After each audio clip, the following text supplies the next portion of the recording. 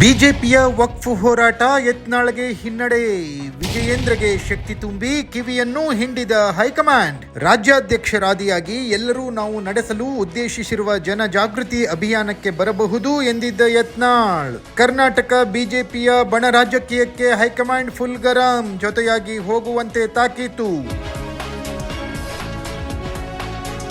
BJP ರಾಜ್ಯಾಧ್ಯಕ್ಷರ ಕೈ ಬಲಪಡಿಸಿ ಕಿವಿಯೂ ಹಿಂಡಿದ ಬಿಜೆಪಿಯ high command. ಏನಾಗ್ತಿದೆ ಬಿಜೆಪಿಯಲ್ಲಿ? ಬಿಜೆಪಿಯ ಬಣಜಗಳಕ್ಕೆ ಹೈಕಮಾಂಡ್ ಎಂಟ್ರಿ ಕೊಟ್ಟಿದ್ದು ಹೇಗೆ? ಇಲ್ಲಿದೆ ಕಂಪ್ಲೀಟ್ ಡೀಟೇಲ್ಸ್.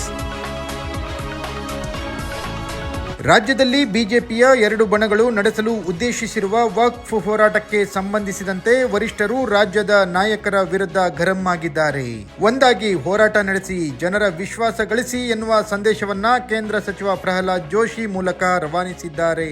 ಕೆಲವು ದಿನಗಳ ಹಿಂದೆ ಬಿಜೆಪಿಯ ರೆಬೆಲ್ಸ್ ಗುಂಪಿನಲ್ಲಿ ಗುರುತಿಸಿಕೊಂಡಿರುವ ಕುಮಾರ್ ಬಂಗಾರಪ್ಪನವರ ಬೆಂಗಳೂರು ನಿವಾಸದಲ್ಲಿ ಹಲವು ನಾಯಕರು ಸಭೆ ಸೇರಿದ್ದರು. ಸಭೆಯ ನಂತರ ವಕ್ಫ್ ವಿಚಾರಕ್ಕೆ ಸಂಬಂಧಿಸಿದಂತೆ ರಾಜ್ಯಾದ್ಯಂತ ಹೋರಾಟ ನಡೆಸೋದಾಗಿ ಹೇಳಿದ್ದರು.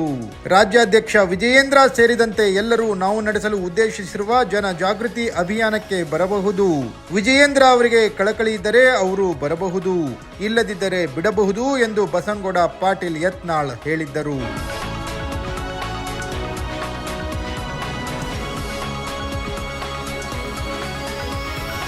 ಯತ್ನಾಳ್ ಅವರ ಈ ನಡೆಗೆ ಅಂದೇ ವಿಜಯೇಂದ್ರ ಕೌಂಟರ್ ಕೂಡ ಕೊಟ್ಟಿದ್ದರು.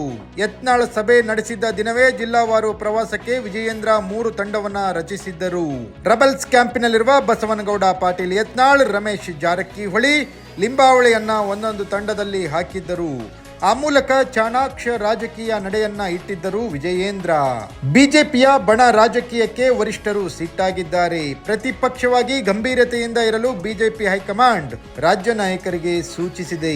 ಇನ್ನಾದರೂ ಬಿಜೆಪಿಯ ಬಂಡಾಯ ಶಮನವಾಗುತ್ತಾ? ಕಾದು ನೋಡಬೇಕು. Bureau report, focus Karnataka.